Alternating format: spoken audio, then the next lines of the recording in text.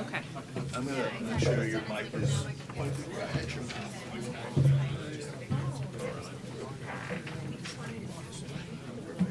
I guessed your height about right. So you have to stay nice and close to this.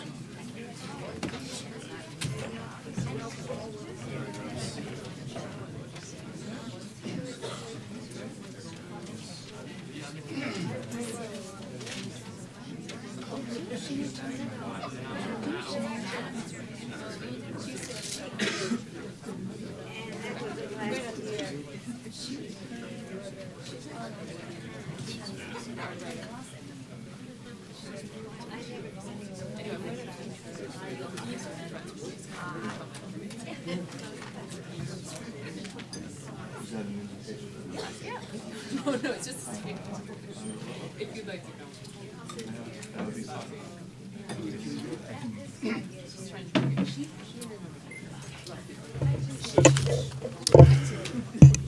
Well, good evening, everybody. Glad to see you all here. I'm Orville Schell, the Arthur Ross Director of the Center on U.S. China Relations here at the Asia Society. And tonight we have a really great treat. We have Mara Hvistendahl, who's written this really wonderful book, The Scientist and the Spy, a true story of China, the FBI, and industrial espionage.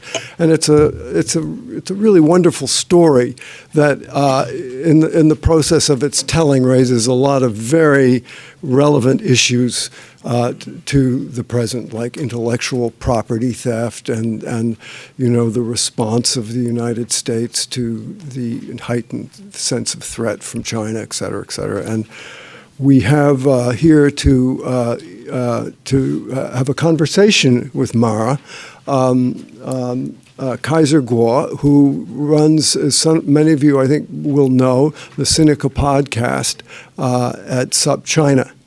And they're going to be recording this for broadcast over that in that podcast series. So I'm not going to even say much about Mara because Kaiser will do that as part of the podcast. I do want to just mention that next week we are going to have another event on Thursday, which is, let's see, February. What's next Thursday? Anybody know? 13th. On Hong Kong with Jeff Wasserstrom from University of California, Irvine, who's written a book, Hong Kong at the Brink, and Jiayang Fan from the New Yorker, who's recently been in Hong Kong reporting on the situation there. So do come to that if that tickles your fancy. Let me turn this over now to you, Kaiser, and you can set up the rules of the road. All right, folks. Hey, thanks for coming out. I want to remind everyone that this is a live taped podcast, so when I ask you guys to make a little bit of noise, I want you to sound like there are more of you in the room than there in fact are. You know the drill. I also want to remind everyone that we will have Q&A at the end. I'm going to run about 40 minutes, and then we'll stop and take questions from the audience. But we will turn the recorders off because of the microphone situation. You won't be able to have your questions recorded, so that won't be part of the show. So feel free. You're sort of off the record, and you can go off the hook. So, without further ado, let me make it a little intro here. 3, 2, 1. Welcome to this live recording of the Sinica Podcast from the Asia Society in New York, in conversation tonight with Mara Hvistendahl. Hello, New York.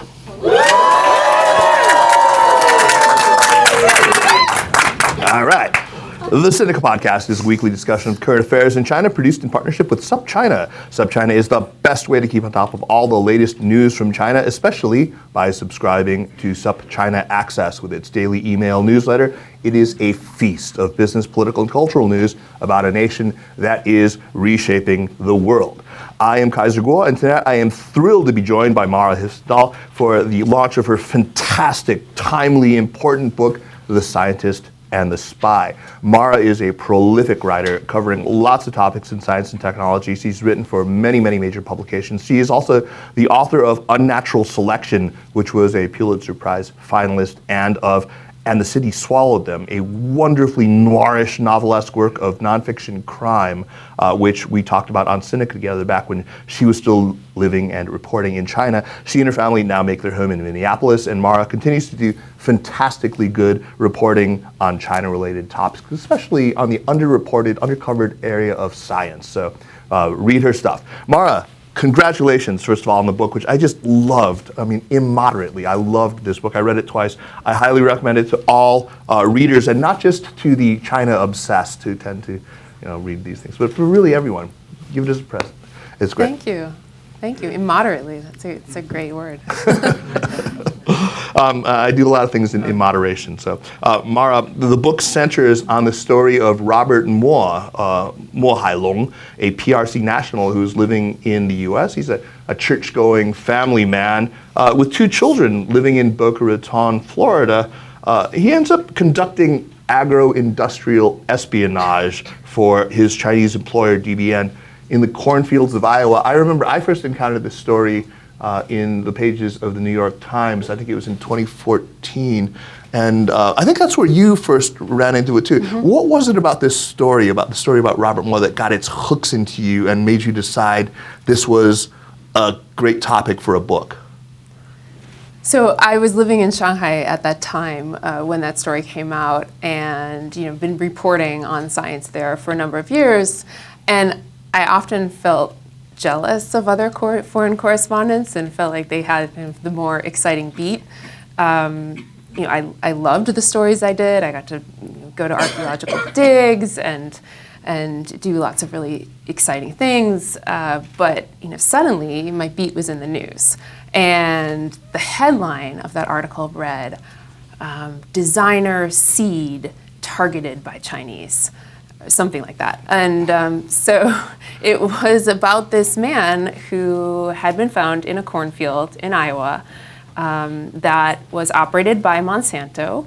He was accused of stealing trade secrets from the company, and his appearance in the field had set off this massive FBI investigation involving car chases, surveillance planes, the use of a FISA warrant, which is normally reserved for extreme national security threats. And, I just was hooked by those details. Yeah, and it is a fascinating story, as it turns out, and one that touches on just so many topics that have become all the more timely since 2014. This was all happening still during the Obama administration, but things have really kind of taken off in more recent years. So let's maybe quickly do a rundown. We've talked a little bit about Robert Mo, but let's talk about some of the other major characters, the dramatis personae of this book. One of them is an American agronomist, I guess he is, named Kevin Montgomery, who's retained by DBN through the good offices of Robert Mo. Another is Mark Benton, who is the FBI agent who's really sort of the lead investigator of this. Can you talk a little bit about those two? So when I set out to tell a story, I wanted to tell it from all sides and give a really close narration of what these different people were experiencing. So that meant going to the FBI and getting their account of what had happened. And because there were so many documents in the case, I also had, a play-by-play rundown of what the agents had said at various points, even at the moment of arrest, what the dialogue was. And then about 2 years into my reporting, I was retracing Robert Mo's steps in the Midwest, and I was in Illinois interviewing a farmer, and asking him, so did you have any contact with Robert? And he says, no, it was always the American guy that we dealt with, and I was like, what American guy? And so that was the point at which I learned that there was this Illinois farmer and agronomist who'd been caught in the middle of this whole operation. And he was working as a consultant for DBN, the Chinese seed company, and was really kind of the foreign face of the operation. So he had no knowledge of the more nefarious goings-on. And then several months into his work for this company, the FBI shows up at his doorstep, knocks on his door, interrogates him, and then he becomes a very reluctant FBI informant. Right. And what about the investigator, Mark Betton? So maybe first, before we get a couple of personality details about Kevin Montgomery, because he's a character, right? Yeah, Kevin. I spent a lot of time with Kevin. It seems you did. He was. It was almost like he was waiting for me to show up when I found him, because he had been a confidential source. He'd been sort of left out. The case did not even go to trial, so he wasn't able to testify, and so he was really ready to give me his whole story. And he had visibility into all sides because he'd been dealing with the FBI throughout, but he had also gone to Beijing to visit the headquarters of DBN. He'd had very frequent contact with Robert, so he gave me all the emails that they exchanged and so forth. And he also had this sort of scientist's precision in the way that he described things that was very interesting for me as a writer. When it wasn't putting you right to sleep. Yeah, at times it was putting me to sleep. About hybridized corn, inbreeding, it was pretty complicated stuff. He also had an interesting method of learning Mandarin Chinese, didn't he? Oh yeah. He saved fortune cookies whenever he went out to eat in southern Illinois, and he would keep the fortunes. And then, when it says on the back, learn Chinese, he would log the phrases into an Excel spreadsheet. And so he had these, he actually sent me these words, it was like banana, corn, and then, all those kind of cheesy phrases that you see on fortune cookies. That's terrific. Yeah. Let's talk a little bit about Mark Betton from the FBI. What do we know about him? What should we, as a reader, know about this guy? Mark Betton was the lead FBI agent on the case. He was from Nebraska, former Marine, ended up working in the Des Moines field office, where he was tasked with all sorts of cases. And then, to develop these cases, the FBI actually works very closely with corporations. So the agents will make these visits to their friends in corporate security at various companies. So one day he goes out to the offices of DuPont Pioneer, which is was a major seed company in the United States. It's now Dow DuPont. Just as Monsanto is now part of Bayer. Right? That's right. So he learns of theft in cornfields from a corporate security officer at DuPont Pioneer. Starts looking into it, then he finds that there's this other incident involving a Monsanto cornfield. So now you have two incidents. And then, that's a case. And so he ends up leading over 70 agents around the country in multiple states. There's an airport bust. There's a scene where a woman is pulled away from her children. Robert Moore's wife. Another airport, right. There's a second airport bust. Right. Robert Moore's sister, actually. Oh, sister, right, that's right, his sister, right. And he's married to the CEO of DBN. Mm-hmm. Right. There was an instance where Robert Moore was trying to ship some of the corn seed back to China via FedEx. He's shipping it to Hong Kong via FedEx. And the FBI intercepted the seed and then got this idea to replace it with decoy seed in order to make sure that the decoy seed was believable, they felt that they had to get it from the same company. So Mark Benton drives out to DuPont Pioneer, which is like, an hour drive, 45-minute drive, with the sirens blazing, picks up the seed. Because he's under the gun. Drives under the gun. Right. Drives back to the Des Moines airport, and an FBI pilot is waiting there. He puts the seed onto the aircraft, and then the FBI pilot jets it to FedEx in Chicago so that they can switch out the seed in time for it to get to Hong Kong on schedule. Your tax dollars at work. Now, the book is, as I mentioned, called The Scientist and the Spy. I want to talk a little bit about this title, because I had a couple of different theories about what it actually meant. One was, maybe sort of on the surface, that the scientist refers to Kevin Montgomery and the spy to Robert Moore. Another was the idea that maybe these are two personalities that the one individual at the center of the book, Robert, inhabits, that he is both a scientist and a spy. Another is maybe two notional ideas, these maybe archetypes of a scientist and a spy that combine in different forms in this book. What did you intend, or did you intend ambiguity? I intended it to be ambiguous. Oh, okay, it worked. I liked the alliteration, and but also we're at a point where many ethnic Chinese scientists have been cast in this role of spies or suspected spies, where it's become a very fraught issue, and where the line is not quite clear. And there are a number of cases, which I go into in the book, where people were charged with very serious offenses and then later turned out to be innocent. In the book, at some point, Kevin, the FBI was very suspicious of Kevin Montgomery, right, this white guy from Illinois as well, who was a scientist who kind of found himself in this awkward role of potential spy. Doubtless using fortune cookies as dead drops. That's right.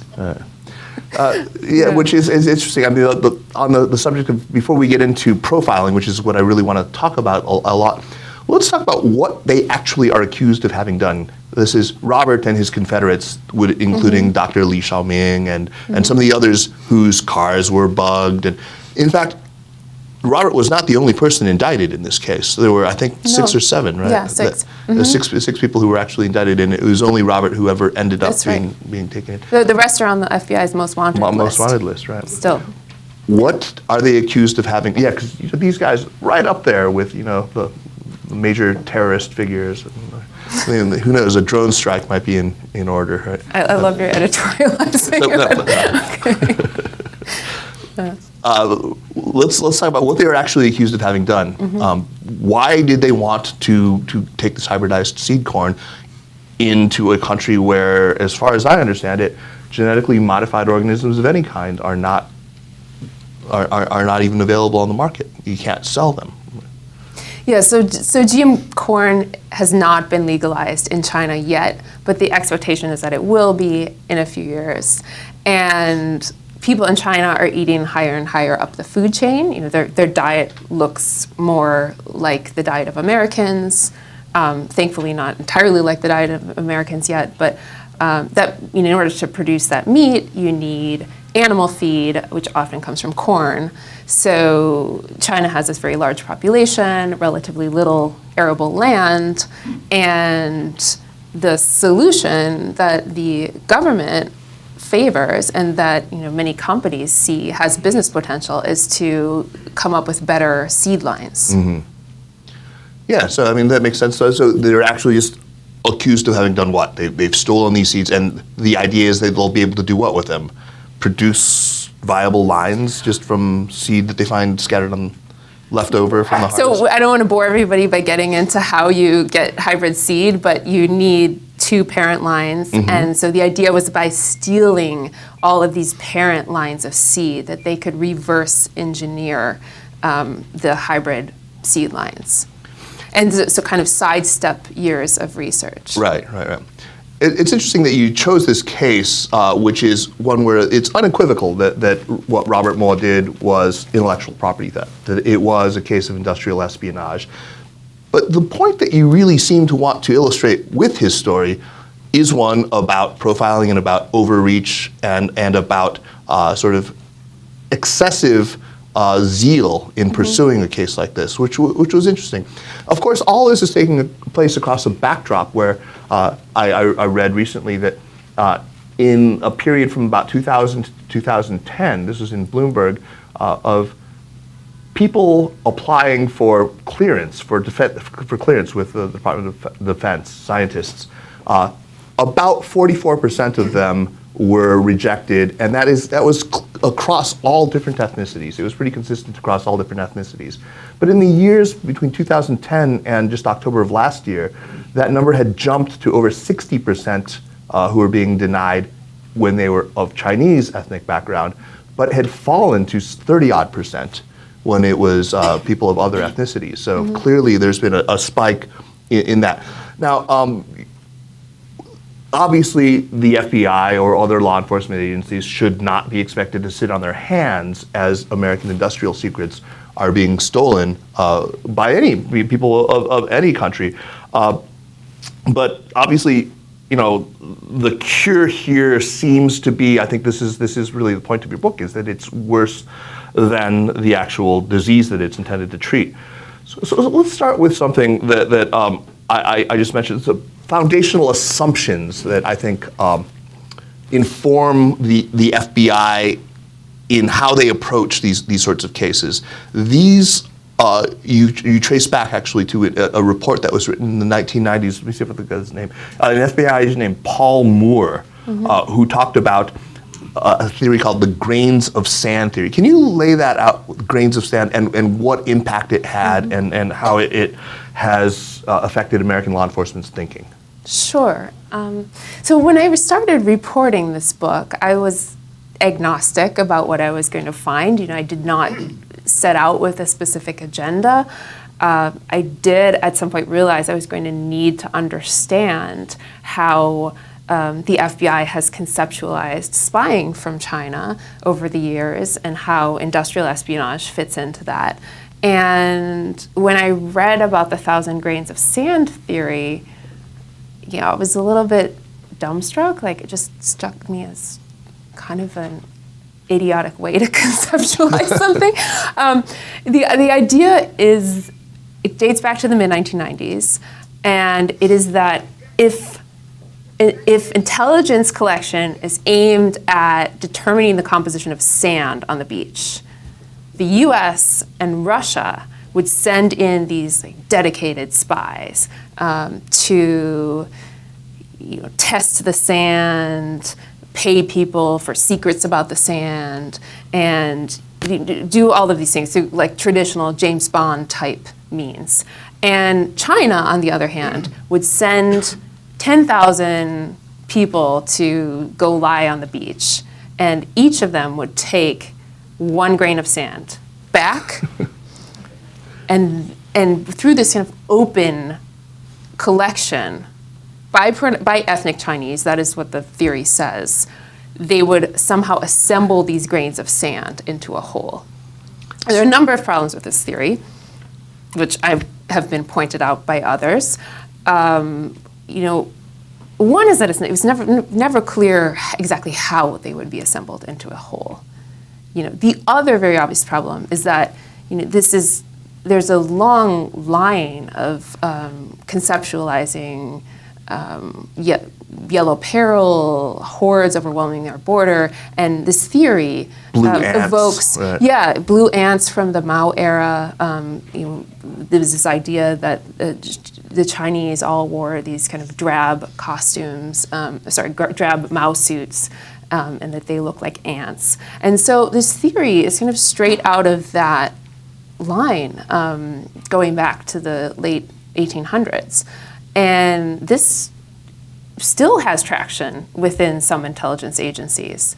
There's also a very real risk that it could lead us astray, so that people could be arrested who are innocent, but also that you could miss problems that we should be addressing, that you miss cases like, for example, Charles Lieber. He was not charged with espionage, but Charles Lieber is the very prominent Harvard chemist who was recently arrested on January 28th, accused of having taken quite a bit of money from China's 1,000 Talents program, which has nothing to do with 1,000 grains of sand, by the way. No, it's true. It's true.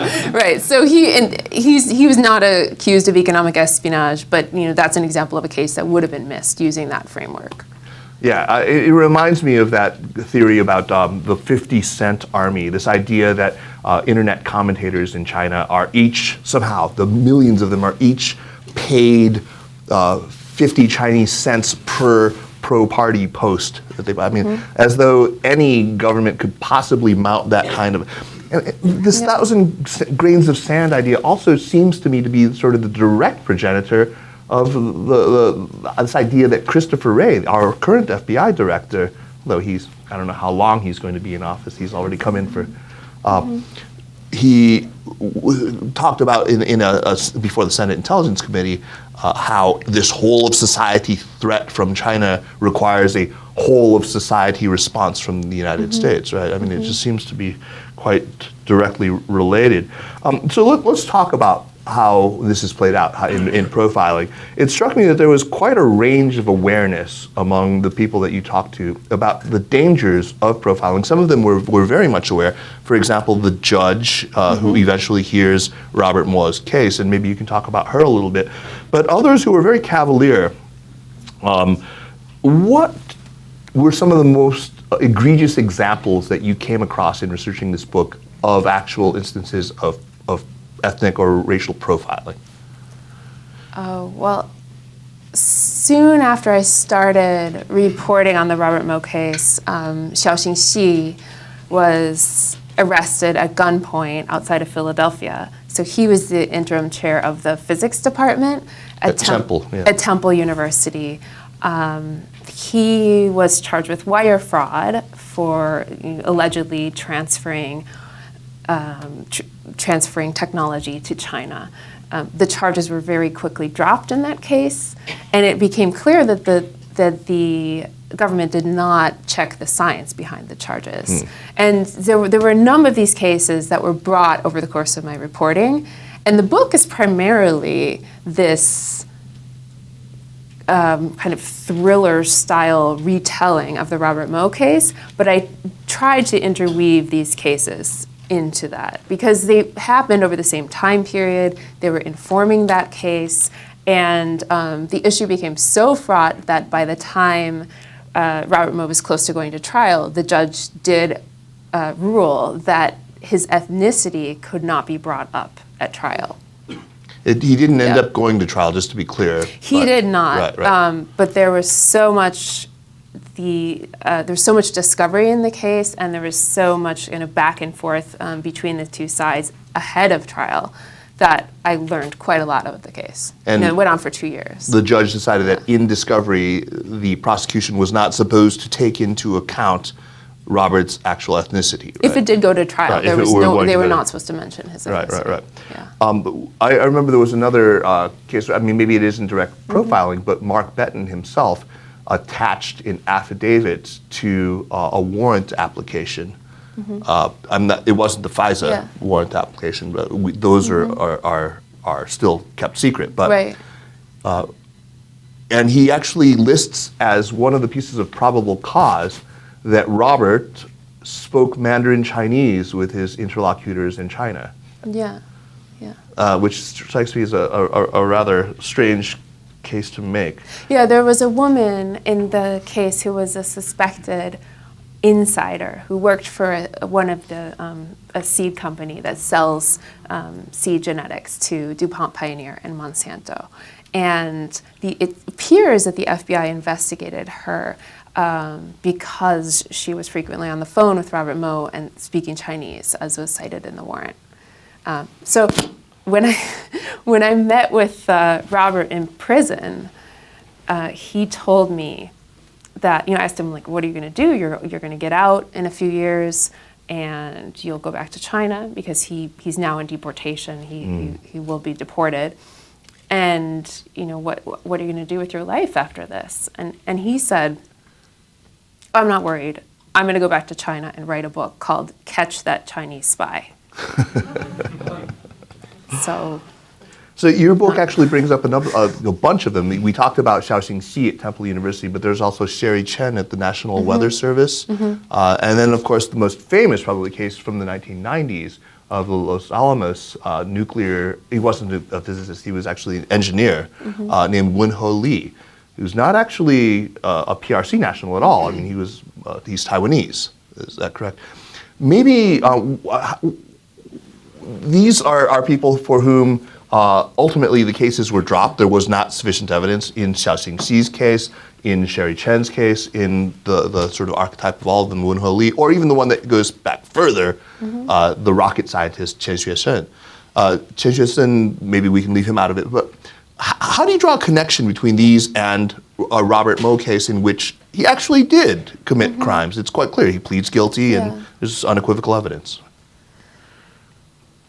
Robert Moe's case has happened over a period when there has been a rapid increase in these prosecutions brought. So dozens of cases involving scientists accused of stealing trade secrets accused of stealing trade secrets from China over the past 10 years. So by looking at that case, I was able to raise the question of whether the punishment is commensurate with the crime.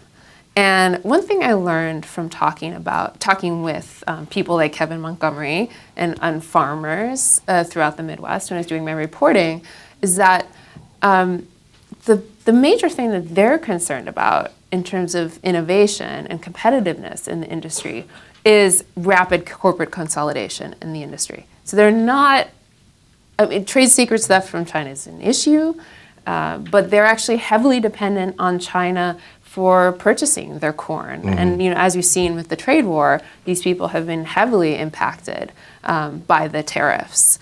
And one of the major issues impacting their life is the fact that the number of seed companies have just declined from dozens years ago to 4 major ones today. And the impact of those companies consolidating has been massive. Prices have gone up. The companies spend less and less on research. And the U.S. government spent untold amounts of money defending Monsanto. But by the end of my reporting and the end of my book, Monsanto was no longer even an American company. So it does raise a question of whether this is where we should be spending our tax dollars. And how do you answer that question? Well, I think there are a lot of other things that we can do to promote competitiveness. You mentioned these historical cases and concerns about racial profiling. Definitely we should find ways to combat trade secrets theft from China, but also consider the fact that this is a sizable swath of our research force. And many scientists I talk to now feel scared. They feel like they're targeted, and they feel like they're not welcome here, and like PhD students are talking to them and saying they're going to go to other countries. And so, we should find ways to make these people feel welcome here. Also, find ways to to break up monopolies in industries, to make those industries more competitive. At the time, shortly after Robert Moe was first investigated, the Justice Department actually took on, or considered taking on an antitrust suit against Monsanto. And there was concern about the company's licensing practices and this feeling like the company had become inherently anti-competitive. And that was dropped over the course of this case. And then you had another arm of the Justice Department take on this case in which Monsanto was the victim company, and the government is basically assuming its legal fees. Unbelievable. Yeah, I mean, it's a hard sell, I think, to a lot of our allies when we try to convince them, as we did during the Obama administration, that industrial espionage is a no-no, absolutely bad. We cannot let the Chinese steal our trade secrets. If they go after the Office of Personnel Management and manage to steal a whole trove of personnel files, as they did, that's somehow fair play. That's what governments do. I think, I don't remember who it was, but I think it might have been the then FBI director who said as much. I certainly heard a couple of Pentagon officials say the same, that going after hacking Pentagon websites, DoD properties online, that is okay. We do that to them, they do that to us, but it's not okay if they go after industrial targets. Yeah. Yeah, it's because, I mean, that, of course, it goes at the heart of American capitalism. It's a bizarre thing to me. Did people reckon with this as you were talking to them? And that is a stance that we've carved out, the U.S. government has carved out over the past 10 years. I did do a lot of reporting on how this became a crime and why we started bringing these cases in the first place. The obvious reason, and the reason we hear about in the news all the time, is that there is more industrial espionage from China. But there is this other reason, which is that going back to the end of the Cold War, when suddenly we no longer had this major adversary, there was a kind of search within the intelligence agencies for a new mission and a new focus. At the same time you had the dawn of the internet, so it became a lot easier to steal trade secrets from companies could go after each other without even crossing borders. And so the Economic Espionage Act was passed in that wake, and it only became a federal crime to steal trade secrets in 1996. And initially, the one big concern was France. Israel was another target country early on. But it's only in the past decade that we've seen all these cases brought involving China. Really interesting. One of the reasons why I think it's been kind of a hard sell is that while we were making this noise, certain revelations came out, especially the revelations of Edward Snowden, and it became clear that we had been spying on Dilma Rousseff, who was then the president of Brazil, that we had been spying, in fact, on Angela Merkel, which I can see how that would be slightly problematic. In the case of Robert Moe, was it even alleged that there had been state involvement in DBN's efforts to steal hybridized seed grain from the United States, or from Monsanto, or from Pioneer? No, the FBI really wanted to find that. We see from early warrant applications that they were really hoping to find a government connection. In most of these cases, definitely in Robert Moe's case, and in many other cases, it's not that overt. There's priorities set by the Chinese government to develop certain areas of technology, and it's not that they're actually, in most cases, sending out spies to go and steal these technologies. But companies know that there won't be big penalties if they are able to attain the technologies. And so you have a kind of like a lot of low-level hustlers and companies that, for the same reasons that that U.S. companies steal each other's trade secrets, find it's easier to get ahead by taking the technology than by doing the work themselves. Do American law enforcement agencies tend to go after American companies who are accused of intellectual property theft against other American companies as aggressively? Do they put as many resources into it as they would in a case like this? No, the Economic Espionage Act is primarily used for foreign companies and individuals stealing from American companies. So when I think it was Waymo and Uber or Google, had their little falling out, was the Department of Justice even involved in a significant way? So that was a case involving self-driving cars. Technology, right.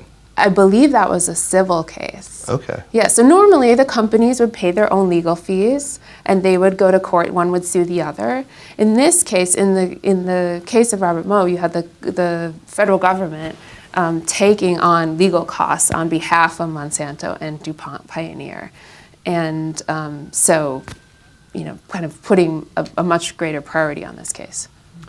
While he is being investigated, I think it's only after he's actually arrested, Robert Moe discovers a lump near his groin on his leg, which he's initially told is just a benign lipoma, but later on proves to be a cancer, a fairly rare form of cancer, which he has treated, interestingly, at the MD Anderson Cancer Center in Houston, Texas. You went on to do a story. You worked actually with a Houston Chronicle reporter named Todd Ackerman on a story about MD Anderson in a different context. Can you talk about what happened at MD Anderson and the cases that you, I think, conclude are racial profiling of Chinese cancer researchers at that center? So I was trying to tell this book scene by scene, with these alternating perspectives. And so Robert develops cancer while he's under house arrest, awaiting trial. And because he pursued, the judge allowed him to go to Texas to get treatment at MD Anderson. And then when I saw this center kind of crop up in the national spotlight, sources told me that this was happening, because I was the reporter who broke that story. I got very interested in what was going on there. What happened was the FBI, working together with the National Institutes of Health, started cracking down on incidents of grant fraud involving China. And so at MD Anderson, they ran this 18-month investigation and put, I think, around a dozen ethnic Chinese researchers on leave. That meant that they did not have access to their email, they couldn't go back to their labs, they were kind of ostracized from their work lives while the FBI was investigating these issues of grant fraud. So in the end, nobody was charged. The MD Anderson did push some people out. Some people left on their own. You had this sort of mass exodus and a climate of complete fear. So when I went to Texas to do this story, the institution got concerned that the story was going to come out. They decided to pass all these documents on the investigations that they had done to this reporter at the Houston Chronicle, Todd Ackerman. So my editor was like, go contact Todd and see if you can team up. And Todd was like, okay, I don't want to spend my whole, I don't want to spend the next 2 days learning what China's 1,000 Talents program is. So he was happy to team up, and we did this story together. And I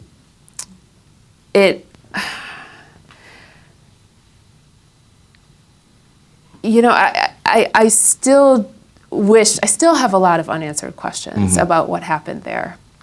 There seems to have been some impropriety, right? There were people who, for example, shared grant applications, templates that they weren't supposed to share, or actual samples of grant applications.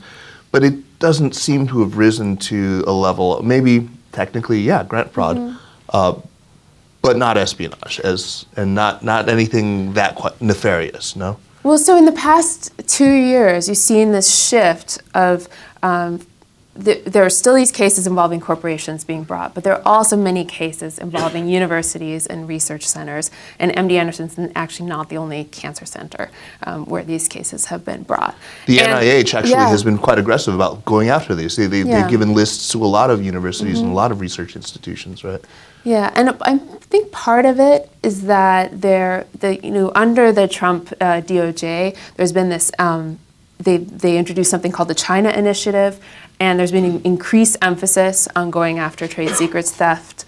It was this open secret that a lot of researchers were double dipping on an NIH grant money. So that meant that they were getting funding from the NIH, and then they were also getting these posts in China. when I was a science reporter in China, we primarily reported on it from the perspective of like all this. The 10,000 Talents or the 1,000 Talents program was a colossal. Well, a lot of people didn't show up, so they would take money from China, they would take money from the U.S. government, and there were lists circulating of who was doing this. And so my guess is that for the FBI, it's a kind of low-hanging fruit. Right. It's an easy way to, show that they are making progress on this issue of IP leaking out. I mean, the problem is that it's not clear in how many of these cases people actually were taking technology. The other problem is, universities are less welcoming of having the FBI on campus, right. and many of these researchers are doing basic research.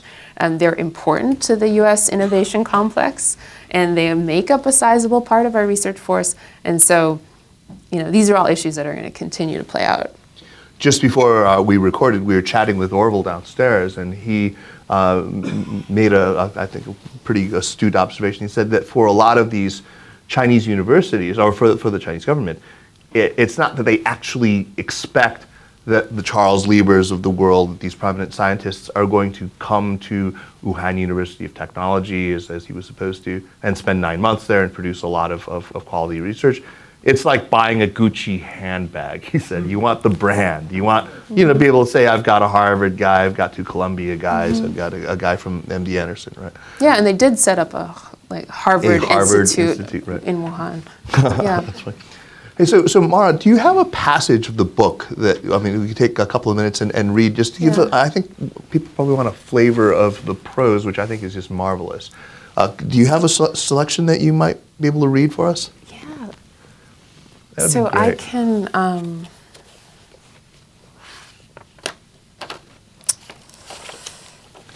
this is the part we can cut out of it'll seem seamless in the actual podcast, right? no sound of pages flipping. Okay. Right.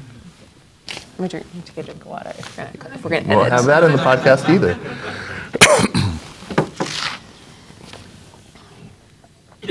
So this is from airport bus number 2. There are 2 airport busts, multiple car chases, and all right. This is in the summer of 2014. In the basement of Los Angeles International Airport's Terminal 2, Mark Benton gathered law enforcement officers to explain the arrests they were about to carry out. Mark and his team had a dilemma. They had to figure out what to do with the kids. The week before, Mo Yun had arrived in Los Angeles with her 2 children. Because she had overseen a division at DBN and was married to the company's CEO, Mark had designated her as a person of interest in the case. When she passed through customs on her way into the country, her name triggered an alert. CBP officers notified Mark of Mo Yun's arrival, and he had digital forensic specialists search images of Robert's devices for evidence that might implicate her. On a hard drive seized from DBN's Boca Raton office, the FBI found copies of MSN chat conversations between Robert and DBN staff in Beijing, extending all the way back to 2007, to the inception of the seed operation. Someone, presumably Robert, had cut and pasted the conversations into Word and text documents. Several of the chats were with Mo Yun. That might be enough on which to hang an indictment, Mark believed. He hightailed it to Los Angeles, arriving in time for Mo Yun's return flight to Beijing. Mark had a warrant for Mo Yun's arrest, but he wanted to first see if she might offer some useful or incriminating information in a casual encounter. FBI agents could freely question people as long as the people agreed. If suspects declined or seemed unwilling to talk, agents were required to read them their Miranda rights. Reciting those rights tended to make people close off. You have the right to remain silent. And often they would. So Mark again planned to work through the CBP. Border Patrol agents not only had significant leeway with searches, they could also question foreign nationals at will.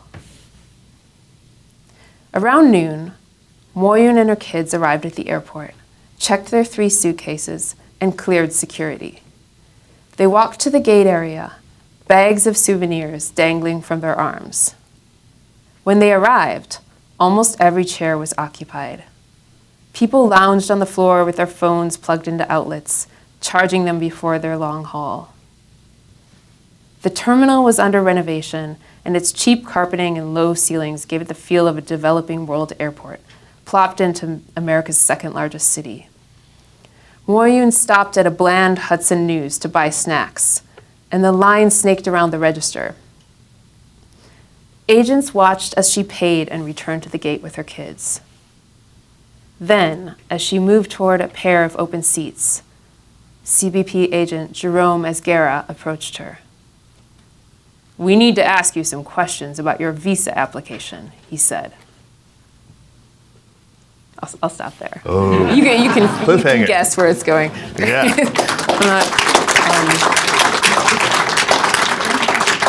Mara Hvistendahl, congratulations once again on just a fantastically compelling book. Let's move on to recommendations, as we do each week on the show. What do you have for us this week?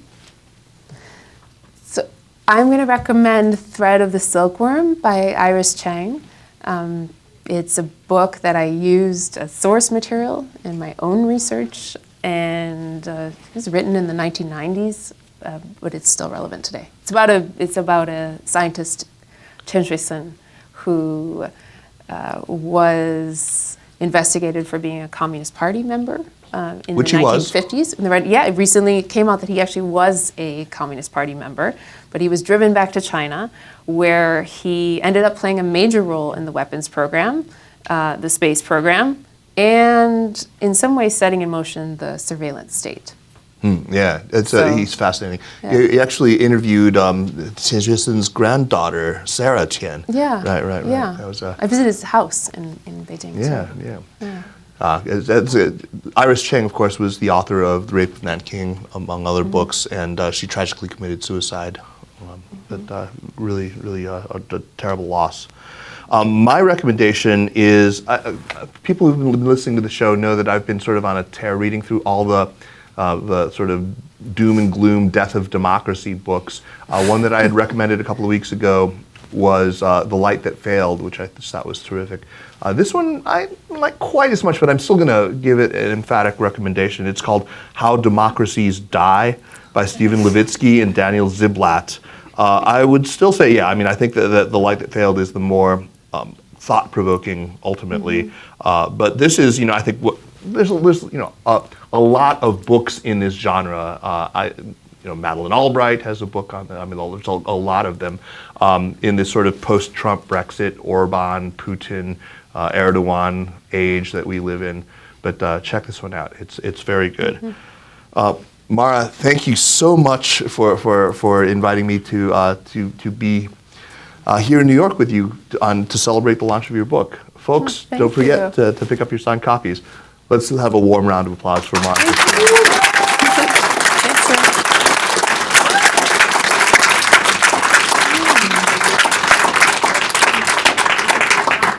Okay. Thanks for having me. Hey, yeah. So as I promised, I'm going to turn this up. And don't forget, so we have microphones, a couple of microphones.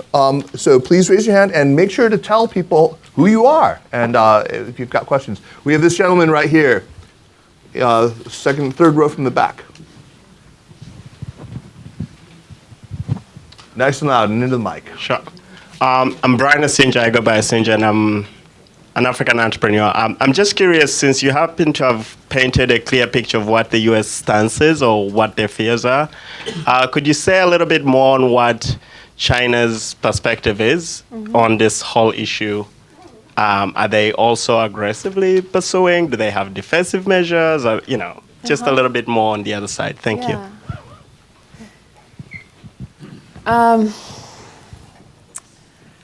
Well, it's complicated. So, China has made a lot of improvements in its intellectual property regime over the past few years.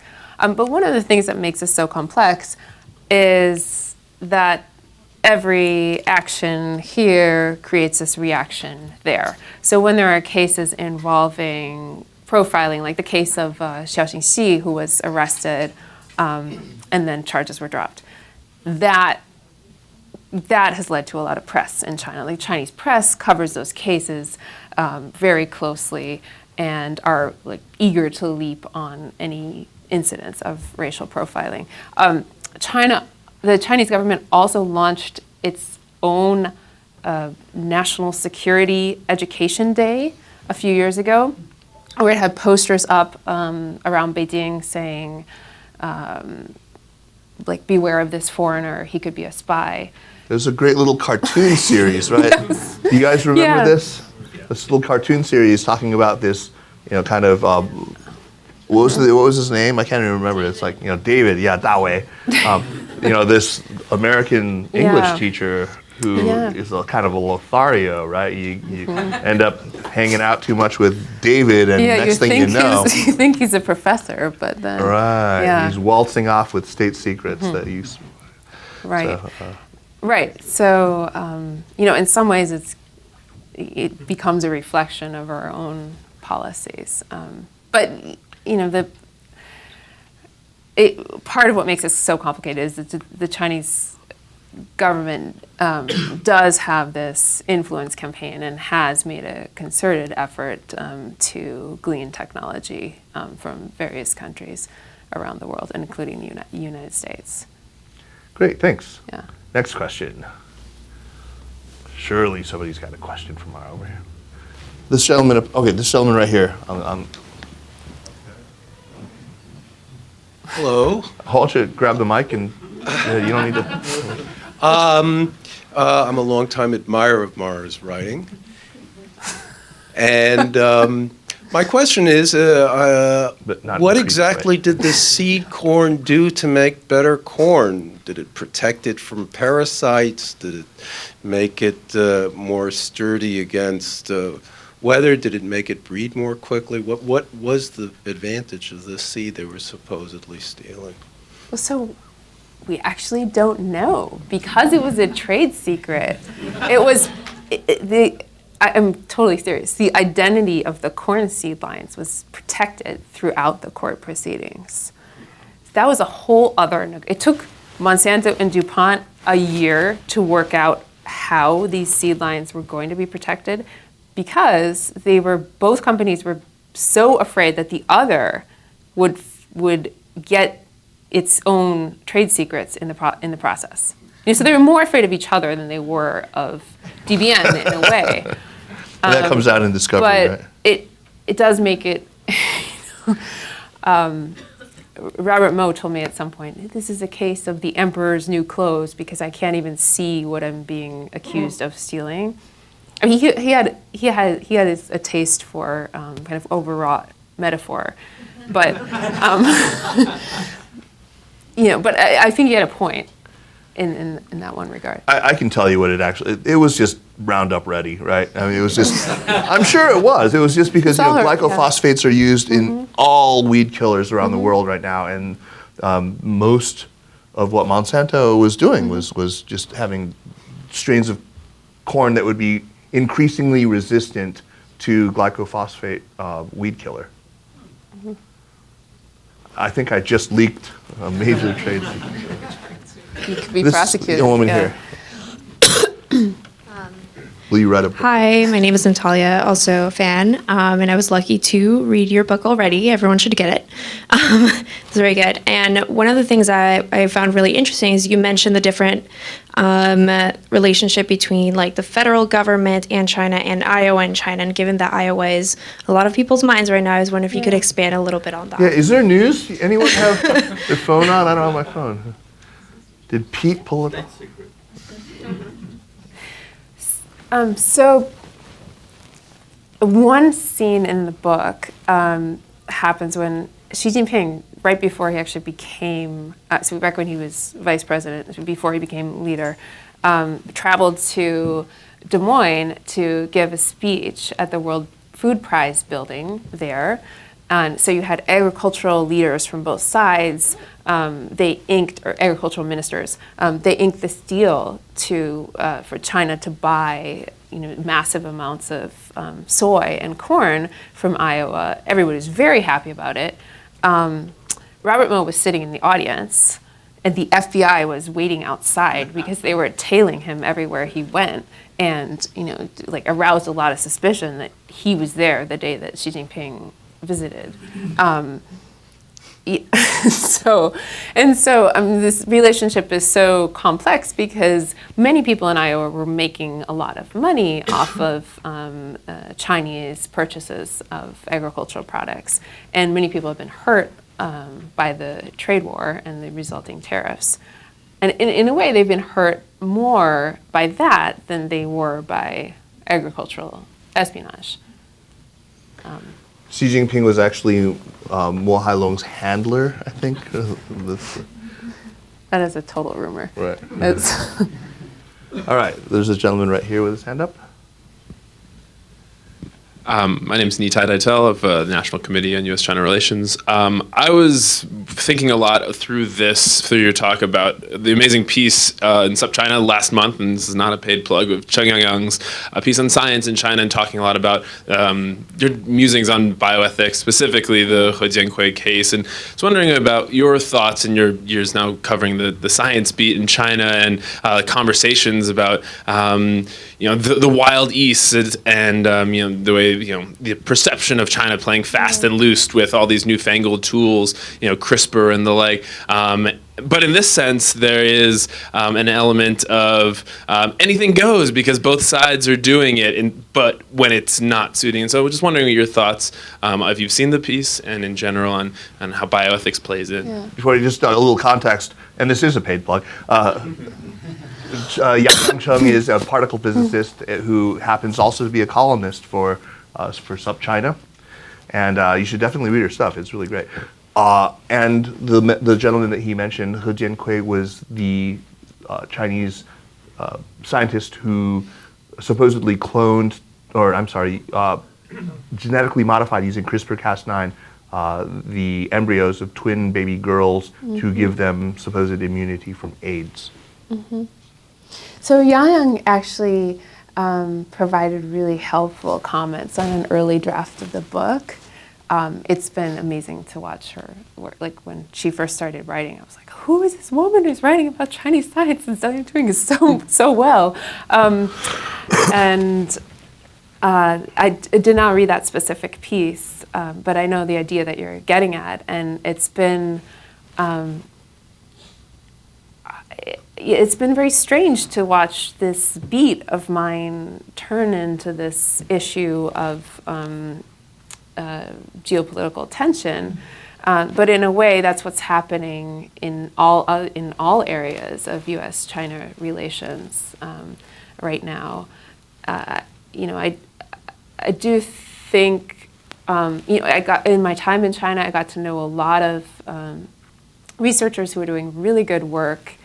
There, even people at the Chinese CDC, which is now in the spotlight, you have very, very well-meaning people there, and so I don't think that those people should all be maligned or painted with broad brushstrokes, but the reality is that we're now at this time where science and research has become this major issue of tension between the two countries, and technology, of course, with Huawei. We have time for one more question. Make it a good one. And let's have somebody from the other sex. Guess we've been all men. Okay, here we go. Microphone, please. This young woman here. Hi, the name is Jody Krisaloff. I had gone to a lecture by some law enforcement people a couple of years ago, and there was someone from the FBI who mentioned a situation like this, but maybe it was a different incident, or maybe it's just the FBI perspective, because they said, first of all, the FBI didn't know anything about this, and they got a call in the Baltimore office, and some farmer had called them and said, there are some Chinese in my cornfield stealing corn.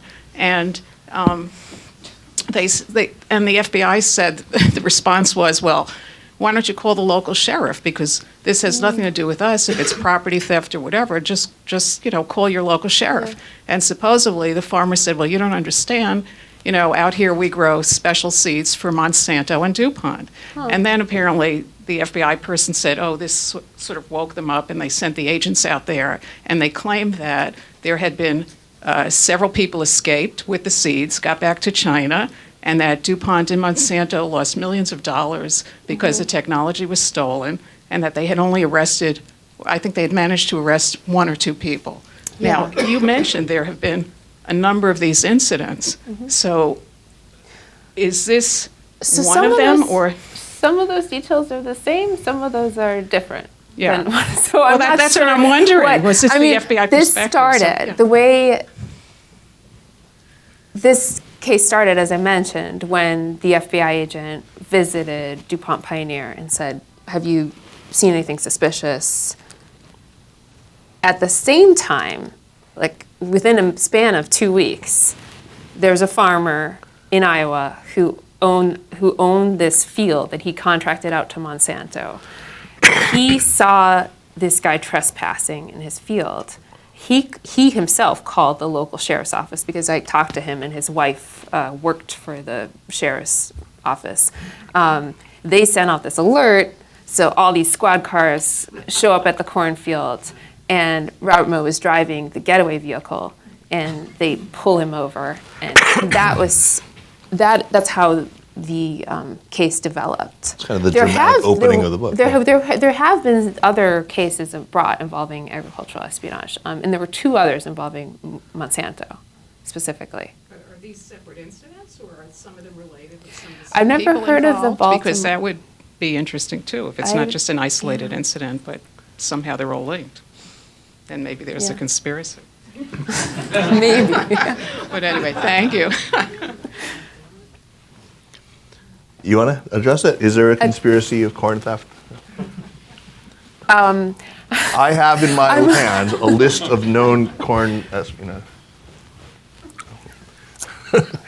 Yeah, the other cases involving Monsanto have involved like technology for monitoring monitoring fields. There was a guy charged in November or December, and that was involving some kind of climate analysis technology. It was that Sherry Chen, definitely, right? Weather analysis. Yeah, no, it was another Monsanto case. Hey, thanks, folks. Yeah. Let's hear it one more time. Yeah. Thank you so much, Mara. Get the book. It's right back there. Okay. File on back there, and she will be signing. Okay. I think I have to give this one back to him. Yeah. Thanks, everyone, for coming.